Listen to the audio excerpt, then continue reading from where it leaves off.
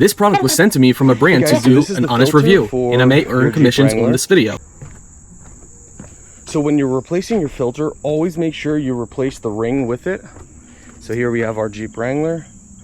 Always replace the ring that should come with your filter, so make sure it's in your box. It might be in the bottom. And always put the filter the same way you pulled your old one out. Let's go ahead and show you guys the location. Right here is your oil filter location. So just remove the plastic top that's going to be over your engine, and right in there is where you replace it.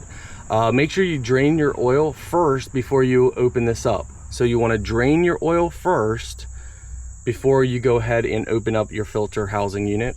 And to drain it underneath your Jeep, all right, you're going to locate that bolt right there.